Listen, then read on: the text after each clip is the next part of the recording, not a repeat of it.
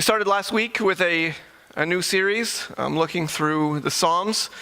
Last week we were challenged to consider intentionally putting more of God's Word in our heart. We looked at Psalm 1. Just a reminder that our memory books for 2018 are on the Welcome Center. If you want to join us, it's never too late, regardless of the time of year. There's nobody checking up on you for that. You're on your own. Do as much or little of that as you want. It's just meant to be an encouragement as we take seriously the notion of standing on the Word of God. My task this morning, as we look at Psalm 11, is twofold. Not only to help you to understand the Psalms, and I hope I can somewhat bridge the distance between ourselves and the ancient Near East with regards to their poetry, to bridge our understanding of how that works and the way things are put together, but I also want you to understand the Psalm. So as we look at that, I want to step backwards and just give you a quick reminder of what we mentioned last week. It's a bit of review. One of the reasons that poetry is good for us, and one of the things that it does for us, is it slows us down.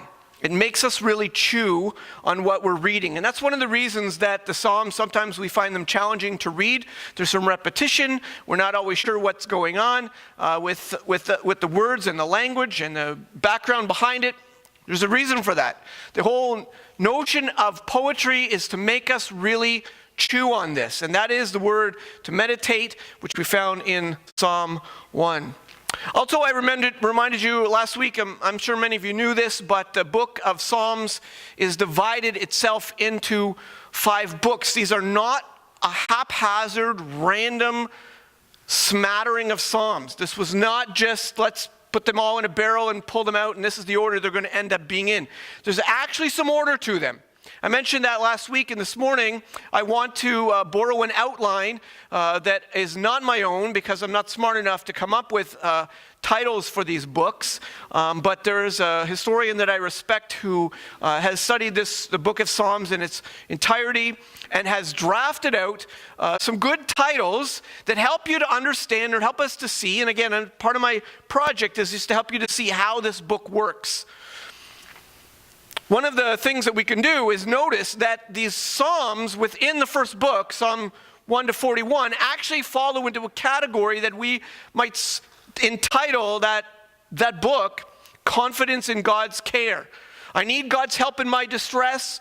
I'm in trouble. Oh, look, God's help is there. And these are the Psalms of confidence. Book 2 is about how God provides. It shows us the commitment God has to his people, to his kingdom.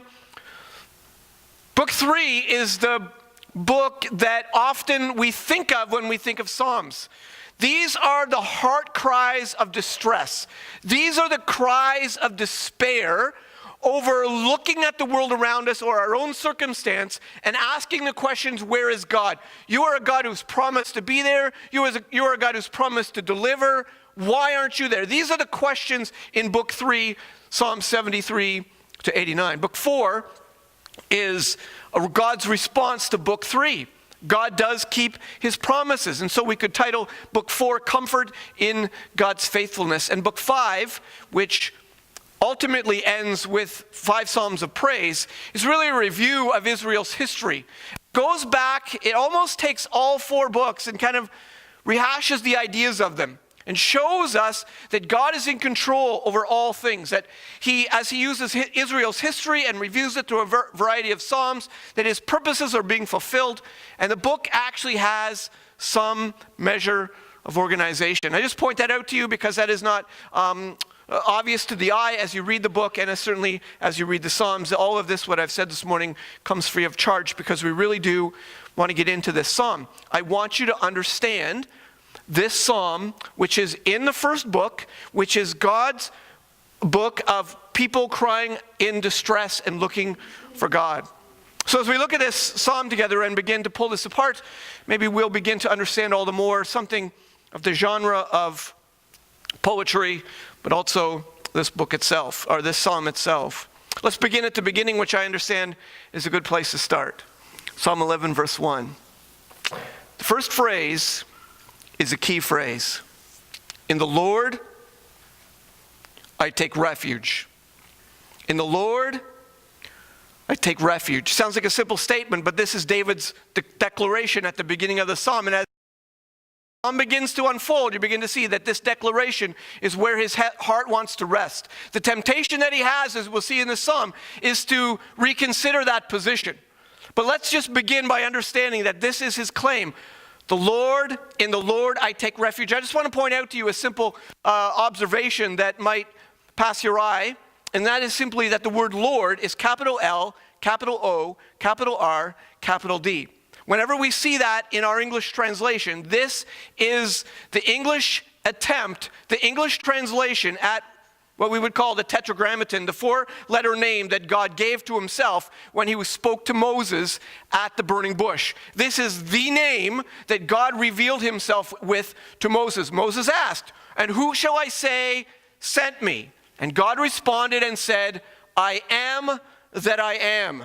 That little phrase from the verb I am has so much baggage, if you will, good baggage, to that declaration and to that phrase. It declares that God is the God of being. This little phrase, I am that I am, not I was that I was, or I will be what I will be, it speaks to God's, in theological terms, it speaks of his aseity. This is a word that describes his ever-presence, always being, everlasting, always the same God. Nothing changes him. He is inward, self-existent. He is the being of all beings. And without him, nothing would be. If anything exists, it is because God has chosen it to exist, because he alone possesses all being. If that thing that he now creates continues to exist, it is because God allows it to continue to exist, because he is the being that contains all being. He is the source of all things. All of these notions is wrapped up in this phrase, I am. The Lord is my refuge. The God who spoke to Moses at the burning bush. His self-existence speaks of his self-sufficiency, that he needs nothing outside of himself, that he is not worried by what goes on around him, nothing changes him, nothing alters him. He needs no advice from anybody. He is eternal, he is everlasting, he doesn't change from beginning to end. He is always the same God. This is the phrase and the God who David is leaning on and relying on in the very first phrase. In the Lord, I take my refuge. I take my place of hiding. This is because, though he made this declaration, there is a temptation that has come upon him. We don't know the circumstance of this temptation. We don't know who is saying these words, but clearly somebody, his advisors around him, have been speaking to his heart. How can you say to my soul? He's now asking those people who are speaking to him. What the circumstance is of this psalm is not known to us. But it really doesn't matter. We know enough of David's life to know that it was a life of constant turmoil, of constant struggle. This is a painting from 1646.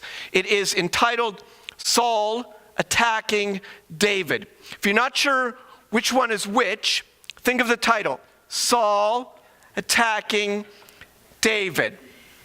This is just a glimpse of the notion of what we know in Scripture of how David's life was lived. It was always, at the beginning of his life, of his time under Saul, it was always a time of living on eggshells, if you will. Never sure what the next move was. He was fleeing. He was running. He was afraid. He lived in caves. He was being hunted down like a dog. He'd never done anything wrong, but Saul, in his jealousy, believed that David would usurp his authority, would take over the crown, and Saul made David his enemy. And David had to flee, and David had to run. And so now, whatever the circumstance, whatever we assume and understand that this psalm was written somewhere in that period, David declares, the Lord is my refuge. How can you, he's talking to the people who are speaking to him, how can you say to my soul, not just to my ears, but you want me to have a change of disposition? This is the temptation he's facing. Now notice, from the end of verse 1 to the end of verse 3, this is in quotations, because all of these are the phrases or the ideas that David is being thrown at to throw him off his game, to make him think that God cannot be trusted. Here's what he is being told. Here's what is being spoken into his soul. Flee like a bird to your mountain. Whatever the circumstance, they're looking at it around him and they're saying, David, it's time to run. Great expression, isn't it? Flee like a bird. You can picture this, I'm sure, walking through the forest or somewhere and a twig snaps, and what does the bird do? It's immediate, instantaneous fear and flight. And that bird has the ability, unlike us, to go somewhere so far high, so far out of reach that it cannot be found. Very quickly, it's gone. That is the picture that David is being tempted with. Flee like a bird. Whatever the situation is, it's time to run. For behold, the wicked bend the bow. Here's the reason. They fitted their arrow to the string. They shoot in the dark at the upright in heart. That's an interesting picture. They bend the bow. So the wicked has the bow in his hand, and the bow is already bent. It's already pulled back and ready to go, and they actually have an arrow in the bow. So it's armed and dangerous, and it is aimed in the dark. The dark because they really don't care where it lands or where it goes as long as it hits the upright in heart. This is not thought through. This is haphazard. This is, I don't care who I injure as long as somebody goes down. And whatever the circumstance, they realize that this is not in anybody's control. David, they have fitted the bow, they have bent the bow, they have fitted the arrow to the string, and they're shooting in the dark. This can come at any time. This is random. This is dangerous. We have got to flee like the birds. And then they speak to his heart. This question: if the foundations are destroyed, what can the righteous do? This is a famous verse that's often taken out of its context, I think misused in many ways, because this is a quote to David. This is what his advisors, the negative advice that he's receiving. If there's no justice, if the foundations of our society have been destroyed, you have done nothing wrong. You are innocent and you are running and being chased by a madman. If justice has been thrown out and he's going to kill you, literally murder you for no reason at all, if the foundations of civilization, of justice and being upheld and what is right are not being upheld, what can you do? If it's become anarchy, it is time to run. I don't know if you've ever felt like this. Sometimes we look at the world around us and we begin to think that we can relate to this. There's times when we begin to feel that things are just a little bit on the edge of craziness. And every year we move, and every law that changes, every time we hold our breath and think, where are we going now? Where does this lead us now? What is happening next? And we begin to wonder, how far can we go before things go off the rails? I mean, this is just my little short list. These are just some thoughts that I've had, that I've noticed. Have you seen how God has been not just pushed back, but removed? If you're in public office in our country, in this culture, if you stand up and declare any measure of allegiance to God, it better be a generic word, God, and you better not get too specific about which God. And if you should mention, for example, that you believe in the dignity of the human person as being created in the image of God, and you talk about being created, well, you are immediately ostracized as some lunatic from the Middle Ages, some puritanical nutcase that knows nothing of reality. Have you noticed this? Have you seen this? It is not just that we are not allowed now to talk about God, but to actually speak about the foundations of why the human race has dignity and worth. There's only one reason. It can only come from one source. Without a creator, we have no dignity. Have you noticed how much the family has disintegrated and continues to disintegrate? And now it's becoming normal that children are with one parent or both parents at different weekends and all the rest. It's just been normalized to the point that we wonder how far can our society go in raising kids who have absolutely no concept, no interest, no thought about God. He has been so pushed out of our schools and out of our culture that we just wonder. And we see kids on the street doing whatever they do. Every moral choice, anything you choose, has been normalized to the point that you're the crackpot if you would declare that there's some wrong choice that you could make. How is it possible to make a wrong choice? Am I the only Canadian who is annoyed by these things? You're looking at me like this is normal. This is not how things should be. And sometimes we look at this world and we say, flee like a bird to the mountain. I mean, where is this going to go? They have bent the bow. They have fitted the arrow to the string. They shoot in the dark at the upright at heart. They don't care if they take you down. They don't care if they trample on your faith. They don't care if you're humiliated. They don't care. Because what is right for them is right for them. How far can this go? The morality of the few is being celebrated like if you're not on the bandwagon of the new hot thing of whatever you want to choose to do, you're the one with the problem, not at the parade. What's the matter with you? Everything that's wrong has become right. Everything that's right has become wrong. And in the midst of it, I'm not talking about you this morning. I say this to all the people who didn't come to church this morning. God's people, they often look and act like the world. And the church seems so weak, if I can say politely. On the surface, we appear to be, the world just does not care about us. The world is just not interested in the gospel. It seems as if we're just doing our weak little quiet thing on a Sunday morning and just make me feel good, and I'll just keep my mouth shut when I go back out into the scary world, because we all know they've bent the bow and fitted the arrow to the string and they shoot in the dark at the upright in heart, and I don't want to be the target, so I'm not going to say a word. This is the context of David, and it is our very same context. We do not know. And the temptation is always there for us to fret, to worry, to be concerned, to be in distress. What was the very first words of this psalm? In the Lord I take refuge. Question David asks, how can you say to my soul, flee like a bird to your mountain?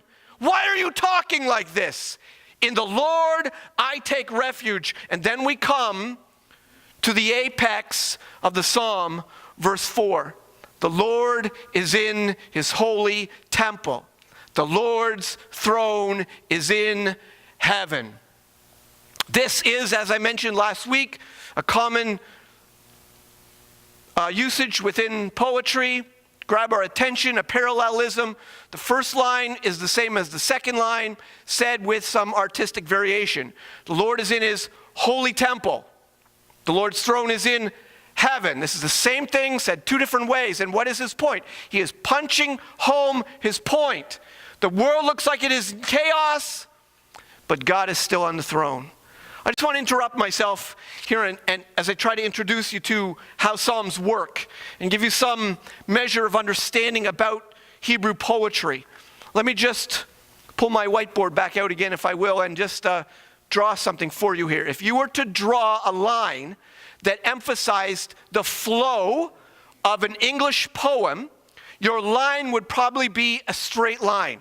It would start at the beginning, and we would build our next phrase, would build on the first thought, and the next phrase would build on the first two, and so it would go until you reach the end, and it would almost rise as it goes until finally you get, if you want to say it this way, the punchline. You would get the idea of the psalm. It would come at the end.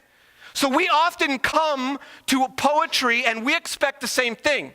We expect when we come with our 21st century mind to an ancient Near East poetry, we think it all works the same way. In fact, it doesn't.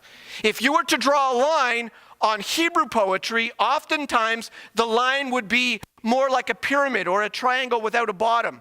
It would come to a point at the top, in the middle. Now, this is a tip for you in case you want to be scholarly about this. Not every psalm is this way. I'm going to say it again. Not every psalm is this way. But a vast majority of the psalms, if you want to understand them, find the middle. Everything hinges on the center phrase. It will build to the center phrase. It will leave the center phrase. And the psalm, the main idea of the psalm is found in the middle. Now, don't go by the verse numbers, because verse numbers, we made those up. You sometimes have to count lines. Doesn't always happen in an English translation. Takes a little more work. Oh my goodness, are you kidding me? Takes a little more work, but it's part of the journey of learning the Psalms. You have to work through, this is the middle. This is the main thought. Read it through a few times. Poetry slows us down intentionally, to make us find what he's saying. And then when you find the middle, you'll actually begin to see the structure of the psalm, which I hope to point out to you this morning, just to show you how this works even within Psalm 11. So verse 1 and verse 7 are the beginning and the end. Do I need to tell you that? Verse 4 is the very center of the psalm, not by number, but by just the way the structure of the psalm works. So what we have is the main idea of his psalm. The Lord is in his holy temple. Come what may, look at all the world around us. God is still on the throne. That's his point. He begins the psalm, in the Lord I take refuge. Why? The Lord is in his holy temple. And what is the result? Last line of the end of the psalm, the upright shall behold his face. In the Lord I take refuge because he's on his throne, and as a result of all of this, I will see his face. There's a complete symmetry to what's going on. It builds to the middle, it comes back down to the beginning. This is how Hebrew poetry works, and if it helps you at all as you read through the Psalms, this is not true of every psalm. That would be so easy. Why would the Bible be easy? It is not how it works. Let's just now, with that in mind, now that I've interrupted myself, let's come back to the psalm. The Lord is in his holy temple. The Lord's throne is in heaven. This verse can almost be overlooked because of all the drama of that's come before. They fitted the bow, they're shooting in the dark, and the ones that come afterwards, the Lord's eyes are testing them, and these coals of fire, and all the drama on both sides. You almost miss that this is the crux and the point of the psalm. This is the presence of God. He is in control of all things, and as the cliche goes, there are no maverick molecules in the universe. He's always in charge. In fact, we begin to see his response now. We're coming down the other side of the psalm. His eyes see. His eyelids test the children of men. This is an anthropomorphism. This is the language that the Bible uses to describe God to us in human terms.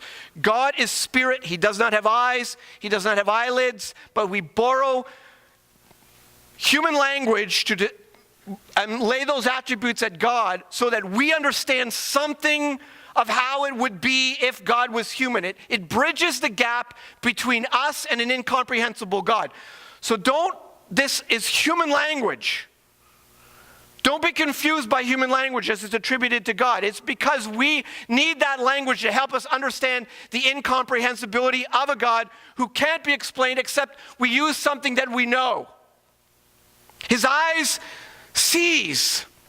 There is nothing that is beyond his scrutiny. Does he not know the man is in the dark with an arrow fitted to the bow? Does he not see that? He knows that. And his eyelids test. This is the picture of God squinting. He is examining. He is looking into the circumstance and the situation. He knows everything that is going on. He is well aware of the motive of every heart. This is not a quick and careless glance. This is not some haphazard look in the dark. He is scrutinizing. He is analyzing. He is looking into your heart even now. He knows the hypocrisy of your own heart, if there is hypocrisy. That you would come to church on a Sunday and feign some interest in the things of God, while all the while your heart is in utter rebellion. He is able to look at your neighbors who on the surface look like wonderful, good, upright, godly people. But he knows their heart. He scrutinizes and sees their motivations. He knows that their heart of hearts, they hate him. They knows in their heart of hearts, they really will never bow the knee to him. They do not want to submit to his laws. Some of his laws maybe, as it works out for me maybe, when it fits my circumstance maybe, but in truth, absolute surrender and commitment, he knows the heart of every man. He knows the wicked from the righteous. He sees all. While we look on the surface, while we see circumstance, while we look around us in fear, he knows the truth. And this is the eye of God, scrutinizing, examining, searching. He tests the righteous. He knows who is right.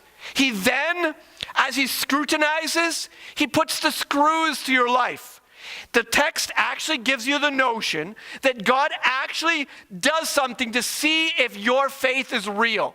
He brings a circumstance into your life, turns up the back burner, you begin to feel a little warmer, things are simmering, and he's watching your heart. Where does your heart go? The righteous flee to the Lord. The righteous find their strength in him. Now, we're not perfect. We don't always react exactly the right way, but the Lord knows your heart. He tests the righteous. Now, here's a verse we don't like to talk about. But his soul hates the wicked and the one who loves violence. That is an interesting phrase to read in an evangelical culture that tells us continually and constantly that God is love. The Lord tests the righteous, but his soul hates the wicked. This verse makes a lot of people uncomfortable. I hope you see it as wonderful. This is exactly what we want God to be like. We want him to be righteous. We want him to be perfect. We want him to react with indignation against what is wrong. His soul hates the wicked and the one who loves violence. This is not a little tucked away phrase. Go back to Psalm 5. In the same book of Psalms, book 1, verse 4. You are not a God who delights in wickedness. Evil may not dwell with you. The boastful shall not stand before your eyes. You hate all evildoers. You destroy those who speak lies. The Lord abhors the bloodthirsty and deceitful man. Wow, that's interesting. This is a little bit different than God loves you and has a wonderful plan for your life, but it's in our Bible, and it is the way that God describes himself and is expressed to be a God, the righteous judge. He is a God who hates. I've said this to you before, but this is a beautiful attribute of God. We must understand that it is glorious that God hates. Because if he loves, he has to hate. If he loves righteousness, he must hate wickedness. If he loves children, he must hate child abuse. If he loves marriage, he must hate every aberration of marriage. If he loves what he has designed for human sexuality, he must hate every human idea that rails against his creation. He hates because he loves. This is glorious. This is who he is. It is exactly the way he needs to be. It is exactly what you'd expect as a parent when your child comes to you and they've done something wrong, and they've done something really, really wrong. You don't pat them on the head and say, well, you tried your best. You know there needs to be justice. You hate what has taken place, and there must be justice. Psalm 9, same book of Psalms, book 1. But the Lord sits enthroned forever. He has established his throne for justice. He judges the world with righteousness. He judges the peoples with uprightness. He is an excellent, supreme judge who scrutinizes in every subtlety and nuance of your heart. He knows every thought. He knows every wickedness. He knows every need that you have for something outside of him that you are seeking to fulfill outside of him. He knows your heart, and you are being held accountable for your heart. This is God who sits on his throne, who, although the world is in chaos, and who, although the wicked seem to have the upper hand, and although it seems it's time to flee to the mountains, our God is on the throne. And he is scrutinizing and analyzing, and he knows every wicked deed. And there is a day coming when that righteous judge will respond to his enemies with equity, with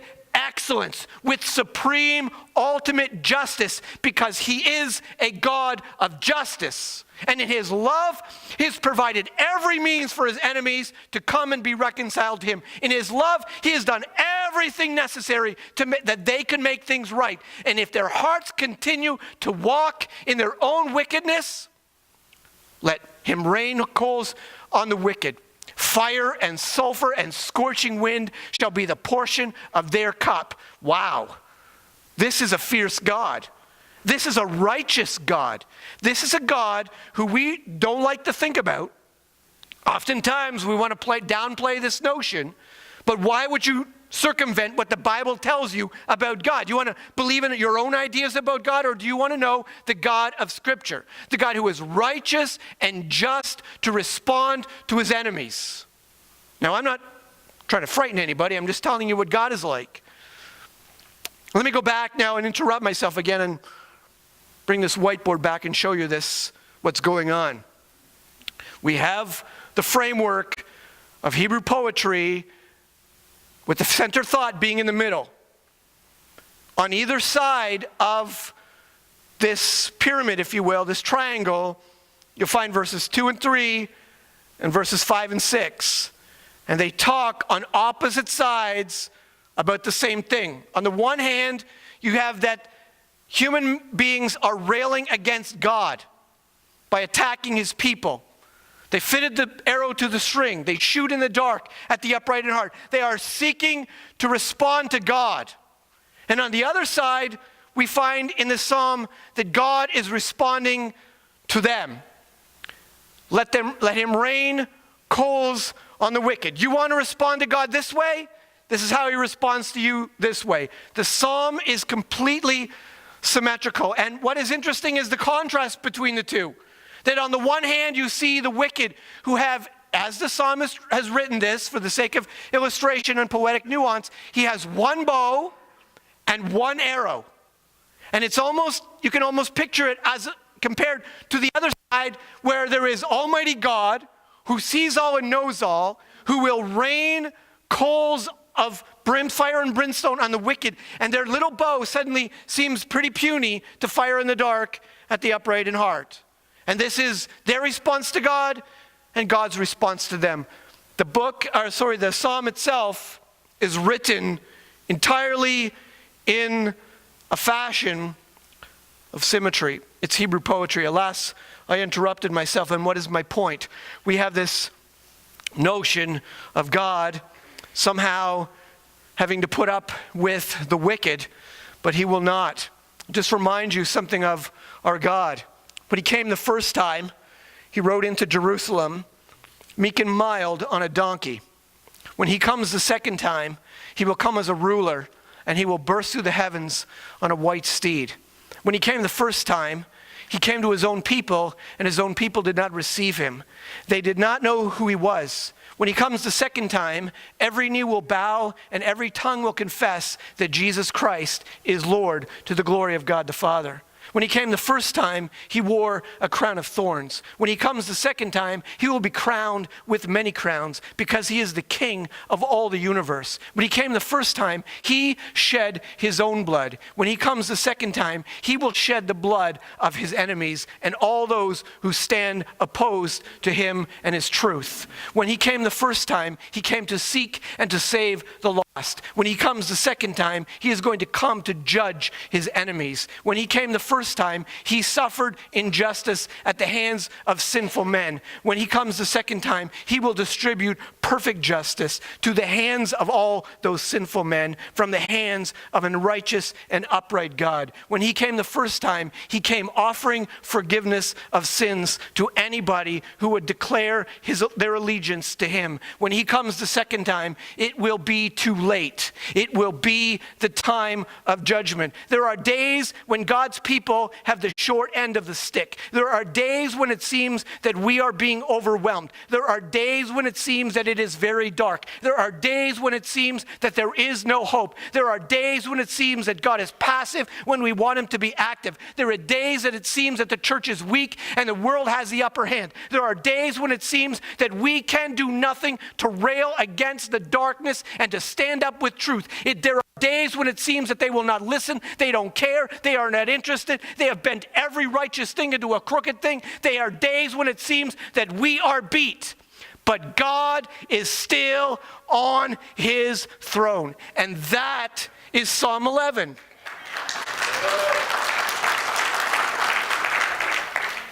The Lord is righteous.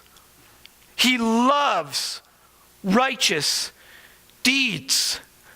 People keep the righteous life in spite of the temptations around you, to flee like a bird to the mountains. Keep your own self-discipline of putting your own flesh to death, of letting the righteousness of Christ be seen in your own life. There is reason that we fight this battle for truth and rightness in our own hearts and in our own culture. That God himself is testing our hearts, that he is looking for those who are truly his, who are surrendered, who are committed, who have given themselves over to him and to his word and to this Christ. The Lord loves the righteous. He loves righteous deeds. The upright shall behold his face. This is Psalm 11.